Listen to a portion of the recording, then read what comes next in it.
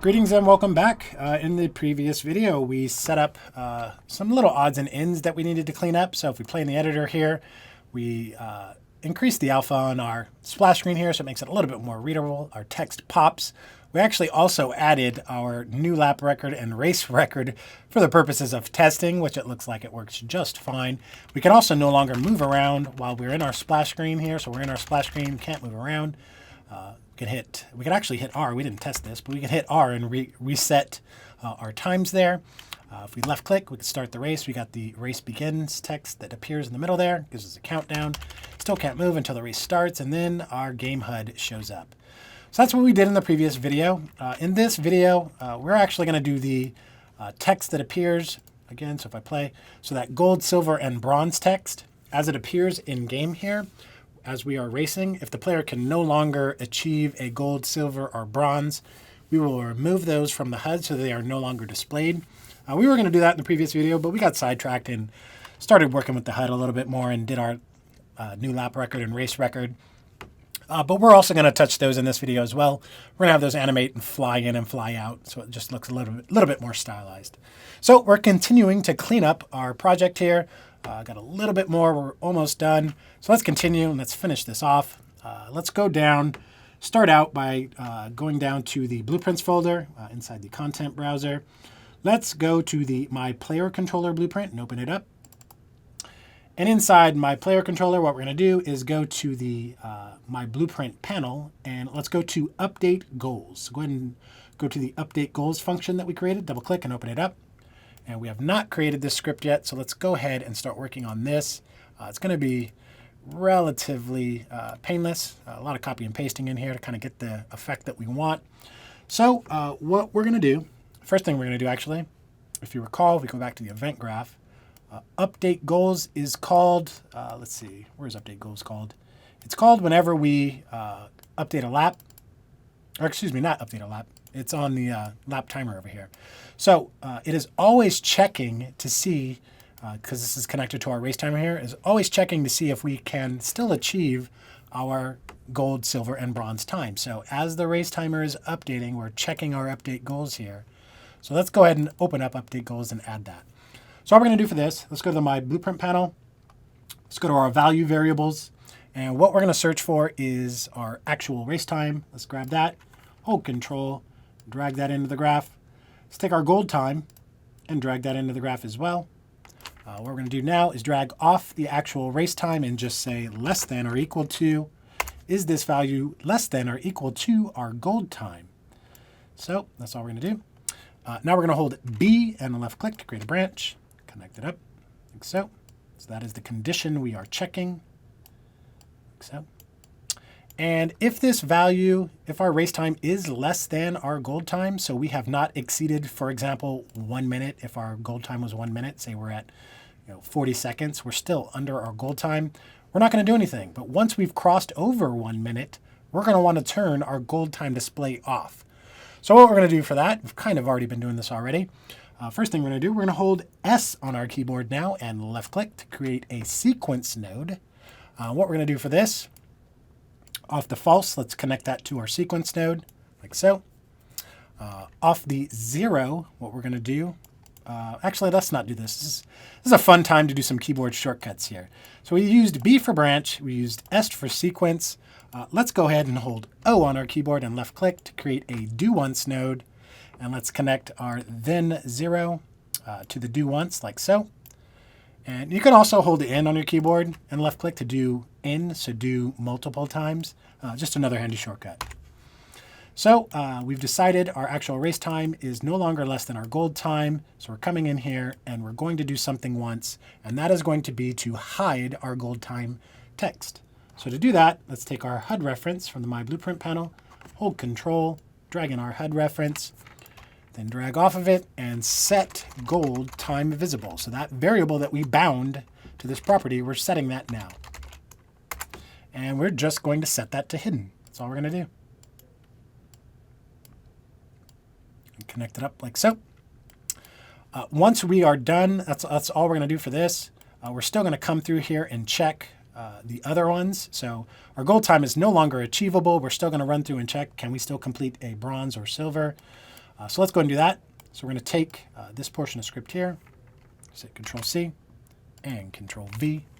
Going to connect that up to the then 1 there, like so that we get this. And we're going to delete gold time and replace that with silver time. So we're going to take our silver time, left-click, and drag and drop that right on top, like so. Just as before, we're going to hold S and left-click to create a sequence node. Off the false, we're going to connect it up. Then going to hold O to do a do once and left-click off the then 0 element, like so. We're going to take our HUD reference, Control-C, Control-V, drag off of it, and set silver time now. So set silver time visible. Set this to hidden, like so, and connect this up, like so. And then we have one more bit of checking to do. That is to see if we can still achieve the bronze time. So we're going to select this here. Control-C, Control-V, plug that in, like so. Kill our silver time here. Replace that with our bronze time from our My Blueprint panel. Drag and drop that in. And if this is false, we're going to take our do once, Control-C, Control-V, plug that in. So take our HUD reference, Control-C, Control-V, set bronze time visible. And we're just going to set that to hidden. So, and that is it. That is how we are checking to see if we can still achieve our gold, silver, and bronze times. So let's add a comment around this. Let's see. And we're just going to say set the gold / silver / bronze to hidden if they can no longer be reached.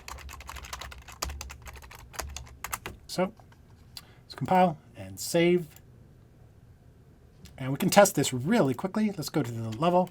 What we're going to do is go to the tracker. Let's find our tracker in our level. So our little dinosaur friend there. Select him, or let's say deselect everything, and then select him. So we have him selected, and in the details panel, let's go ahead and lower all of these so we can test this. So I'm going to say the gold time is only 5 seconds, the silver time is 10 seconds, and the bronze is 15. So after 15 seconds, all 3 of those should be removed from our HUD. So let's test this and play. Playing the editor here, and just give it a second. So race starts. So if you look at the upper right, there's our gold time. It says 5, 10, 15 that we just entered. And after 5 seconds, the gold disappears. The silver will disappear after 10. There it goes. And the bronze goes away after 15. So there we go. That is how we are going to handle displaying and not displaying our gold times if the player can no longer beat them. Feel free to set these back. We can set these back. So I'm going to set this back to 60, 120, 180, like so. Just like that, very easily, we can change those properties right here inside the details panel. So we have set up our goal times. We're 8 minutes into this video. Let's go ahead and do our animation on our, not only our fly-in of our lap record and best time record, but we'll also do the animation for our ready text so that it fades in once we click the ready to begin session here. So when we play and we click, we'll have our race begins here, fade in so it doesn't just pop in automatically. So let's go ahead and do that. And to do that, let's go to the HUD blueprint. So the blueprints folder and the UI folder and the HUD widget blueprint. Go ahead and open it up. And first thing that we're going to need to do is, do we create those variables already? Let's just double check. So let's select our lap record here. Let's go to our behavior, click this drop down. Nope, of course we didn't create those yet. We actually, you know what? I don't think we need those actually. You know what? We're not going to need these. I was thinking we would create some visibility variables for these, but you know what we're going to do instead? We're just going to push those off screen, so they're going to be hidden anyway. So we don't really need to create variables for the visibility settings of these because they're going to be off screen. So we don't really need to worry about that actually. So let's go ahead and start working on the animations for these. So to do this, what we need to do is select the widget that we want to animate. So we'll start out with our lap record here. So I'm going to select that. And what we're going to do then is hop down to the animation section. And over in the left, upper left of the animation section, you can add a new animation. So go ahead and click this button. When you click that, you'll be prompted to enter a new name, which we'll call lap animation, like so. And let's go ahead and select lap animation now. And once we do so, the sequencer portion of the animation pane becomes available and active. So now we can add keyframes over various time periods here to drive how we want our widgets to animate. So right now we're set at kind of high intervals. We can actually zoom in and zoom out. I said that completely backwards. Wow, fail. You can zoom out and zoom in by using the mouse wheel. So I'm zooming out now by pulling down and zooming in by rolling up right here in the time bar. If you try to do it down in here, it won't work, but you got to do it up in here near the time bar to kind of zoom in and zoom out so you can see your graph a little bit better. So I think we're good. I think that's all the space we need. What we're going to do is with our lap animation here selected and our widget selected here, we are going to drag this and move it off screen. So let's select it actually. And let's go ahead and just move it. Well, not that. Not the vertical box. I'm sorry. The actual border is what we need selected, not the vertical box. So come over here to the hierarchy. It's probably easier to do it here. Select the lap record here. And then what we're going to do, this makes it way easier. Go into the details panel up here. The position Y setting makes it go up and down. And let's actually Control Z. Position X makes it go left and right, like so. And I think we're going to make ours go flying in from the right side of the screen. So I'm just going to pull it way over like so. Probably set it, we could actually just zero it out, like so. We could actually push it even a little bit more, just so it's completely off screen, because it's still kind of clipping in there. So we'll set this to say 25, so it's completely off screen, like so. And right next to position X, there's this little icon. If you click it, it says adds a keyframe for this property to the current animation. So we are currently selected on the lap animation at 0, 0. So if we click this, we will start out at this position. So go ahead and click this icon. You do so, it will add a keyframe down here in the sequencer. We can then take our timeline here just by left clicking and dragging. We're going to drag it to about the half-second mark there. And once we do so, that will allow us to add another keyframe, which we can then move our widget into position. So I'm going to slide this back over now. So slide it back to the left here so that it flies in, something like that. So -6, let's actually just -641. We'll round it. So -641. And we're going to add a keyframe now. So go ahead and click Add Keyframe. Make sure that your time bar is at 0.5. Add a keyframe. So now if we drag our little timeline here, you can see that that's what's used to animate it. So for our purposes, we want to keep this on screen for a little bit. So we're going to have it fly in, stay there for a couple seconds, and then fly out. So what we need to do is drag our timeline out a bit. So we'll drag it. We'll keep it up and say, we'll keep it up for like 3 seconds. We'll drag it all the way to 350. Let me zoom out a little bit. So all the way to 350. I'm going to add another keyframe at this exact location, like so. So it will stay there that whole time. Now we could have it just fly straight out. We could have it return back to 25. But we're going to give it a little bit more of a flare. We're going to have it kind of push out this way and then zoom out real quick, just so it looks a little bit cooler. So let's go ahead, and to do that, let's go over to the 4-second mark. Let's actually drag to the left a little bit more, so we'll bump it up to say 7, so -700. So it kicks it out to the left like that. We'll add a keyframe. So now it goes from there to there.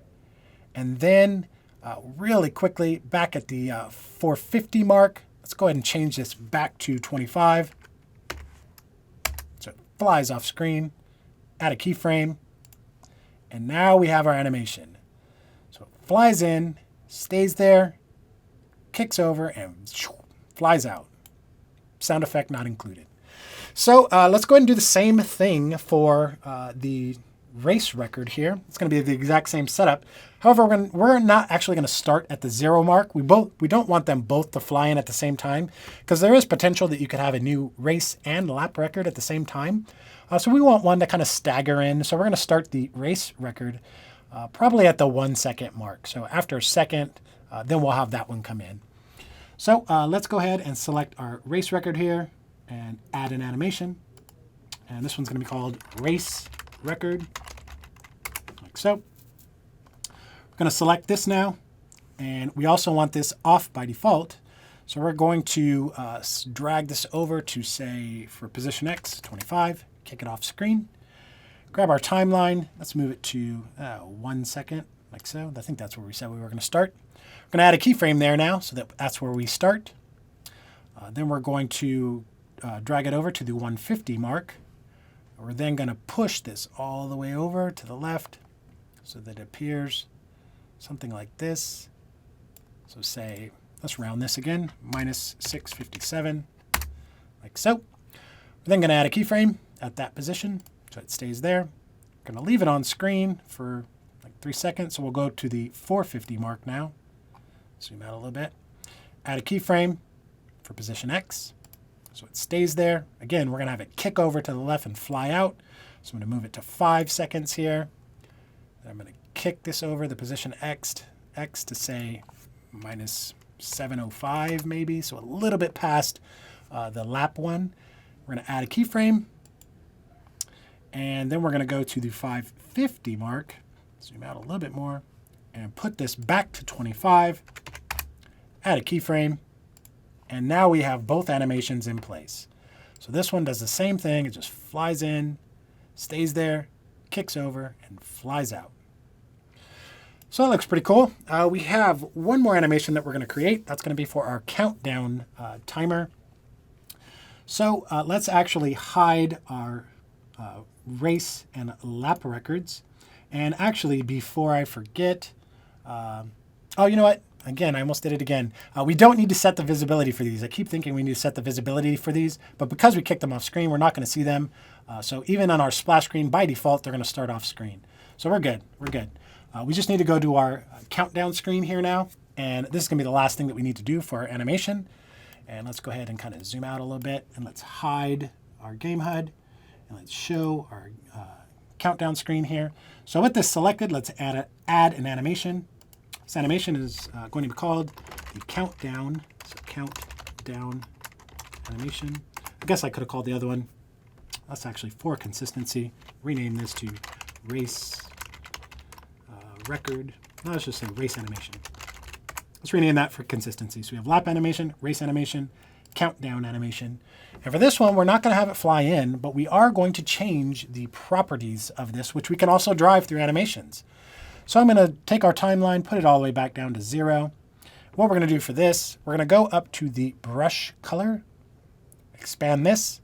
We're also going to go to the content and color opacity. So we're going to expand that as well.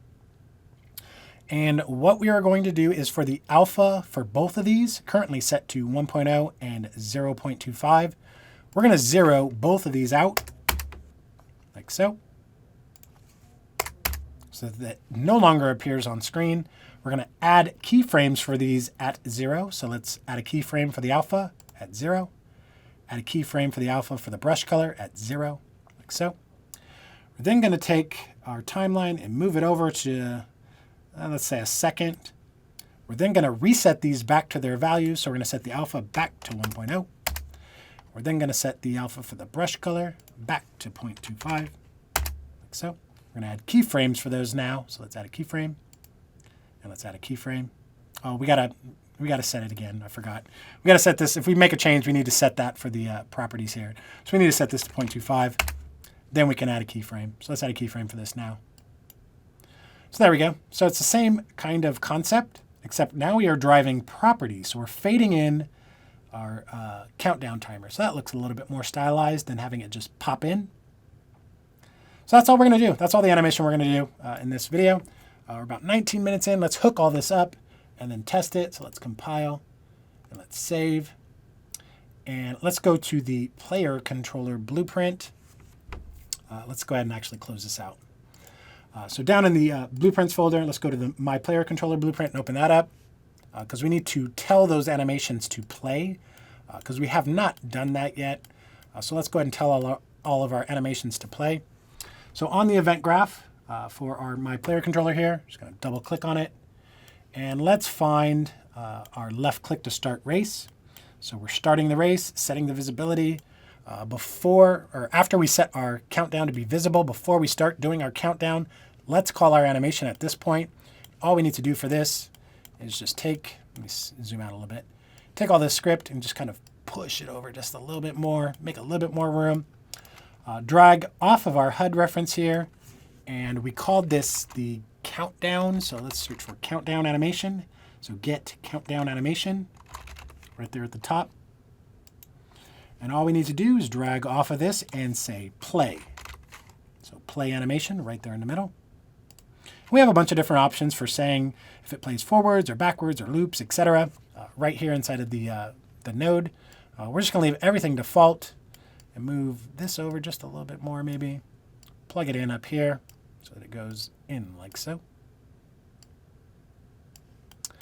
And let's stretch this out. And that's all we need to do to play our animation, to have our countdown timer fade in once our race starts. So let's actually compile all of this.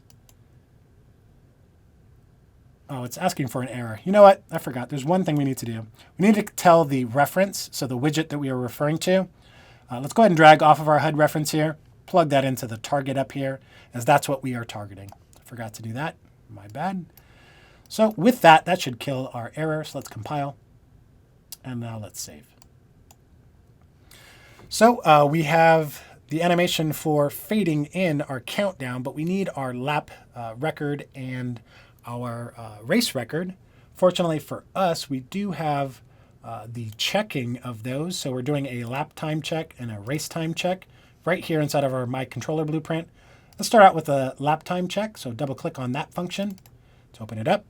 So only time we want to call that animation is when the player actually successfully has a faster lap time than the best lap time, which is this portion of script up here.